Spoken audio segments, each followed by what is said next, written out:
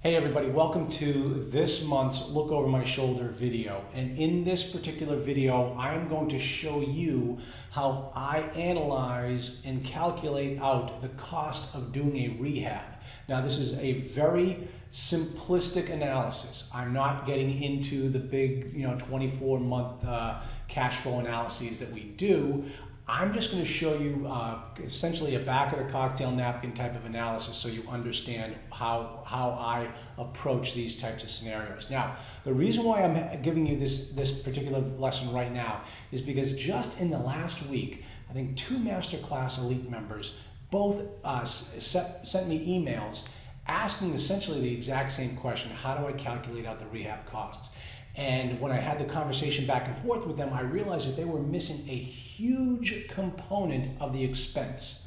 And if they miss that component, they will never make a dime on rehabs. So I realized that, hey, that's probably a very good learning tool. I bet there are a lot of new investors out there that don't take into consideration all of the potential costs or even know how to calculate them out when determining whether they've got a good rehab deal or not. So let me show you exactly how I do it and kind of give you a narrative on a real life situation. So I get a phone call from a client or a Masterclass member, and they say, listen, I got this great rehab opportunity. It is 1980s construction. It's a C class and a B, or a B and an A. It's got all these things wrong with it. Right now it has zero cash flow. There is no one living in this property, and it is a complete rehab.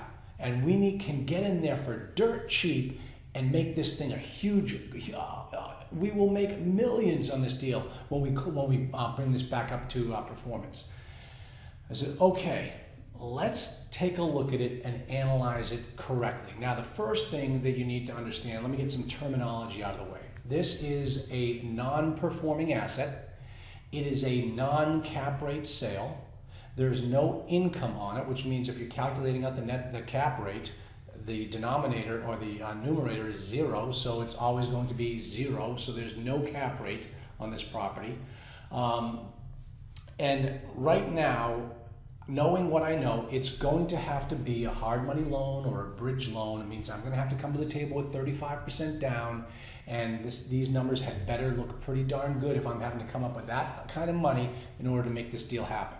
So the first question I ask my Masterclass member or my client is, okay, tell me about this particular area. Once we get this property up and operational, and it is performing exactly the way a typical property like this in that area is performing, how much is that property going to trade for on a per unit basis? Okay, so you can go back and do the comps, you can go on LoopNet and get some comps, you can speak to the broker, but if you're in this marketplace, you should know that answer right away. And in this particular example, we're going to use the number $30,000 per unit.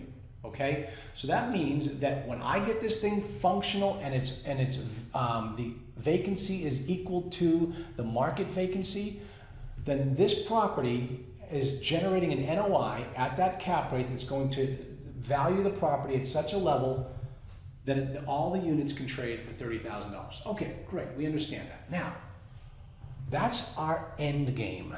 That is the gross potential on this property.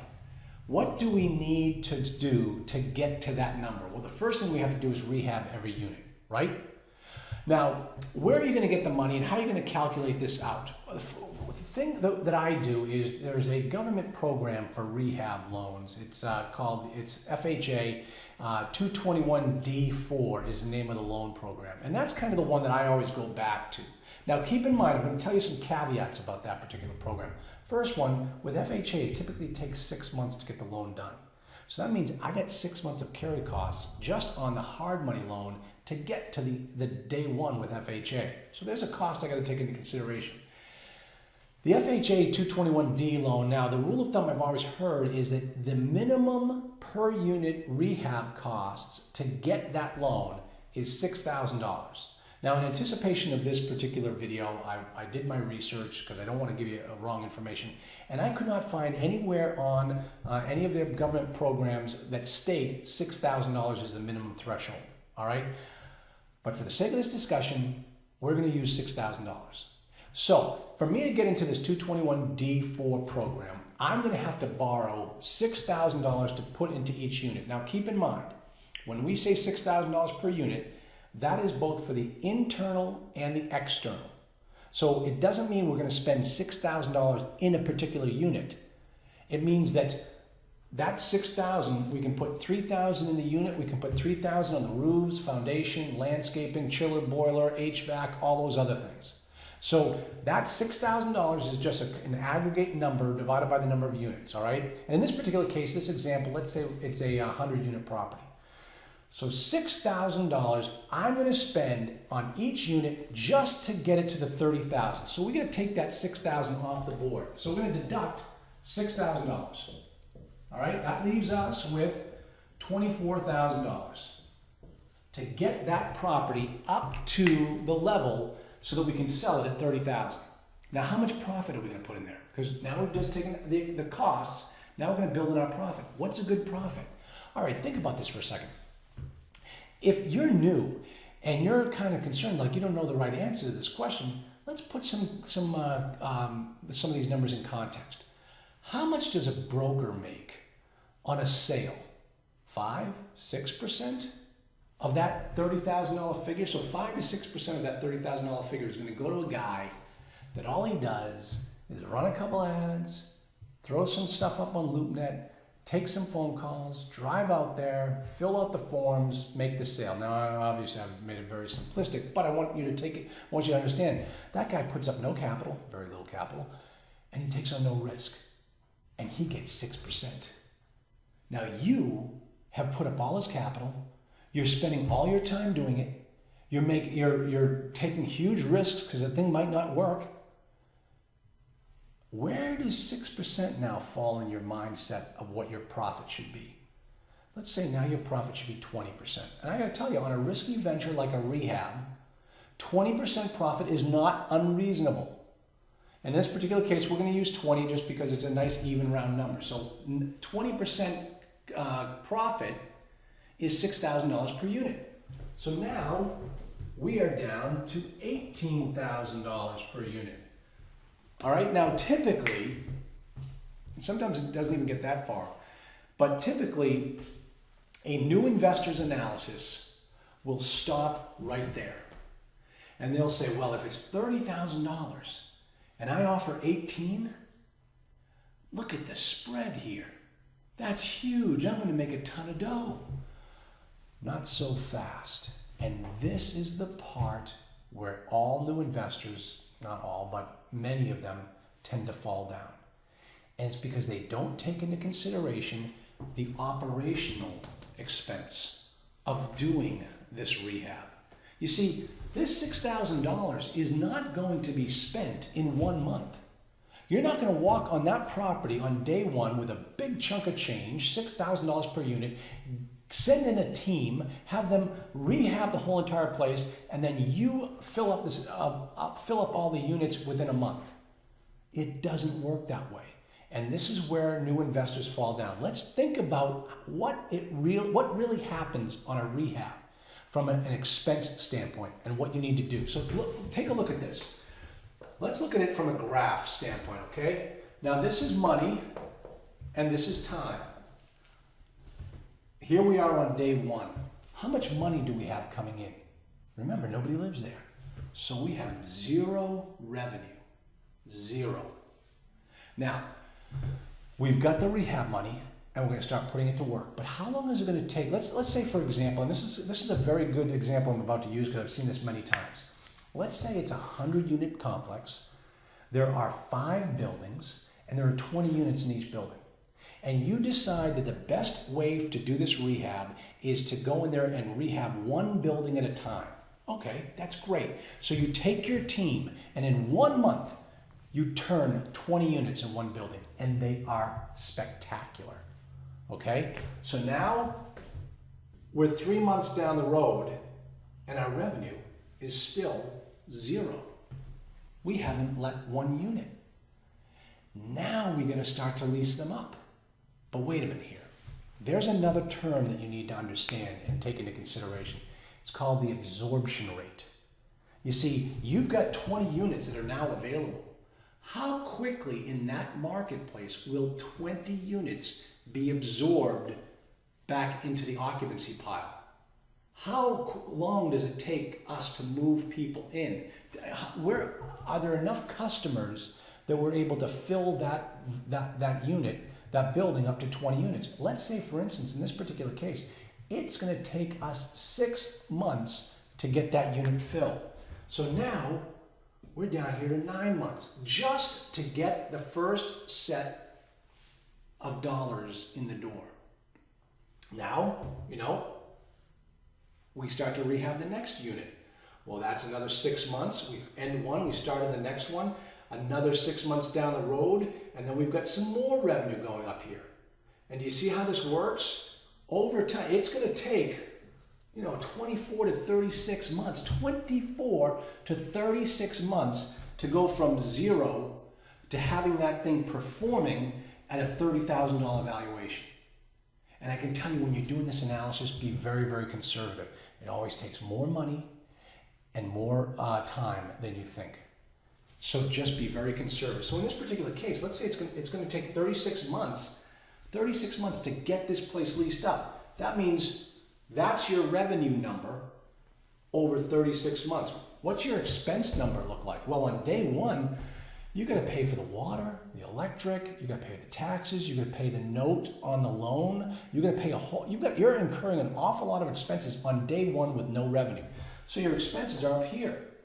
And as time goes on and more people move in, well, your trash is going to go up, your water and sewer is going to go up because people are going to be using that. And so your expenses are going to go like this.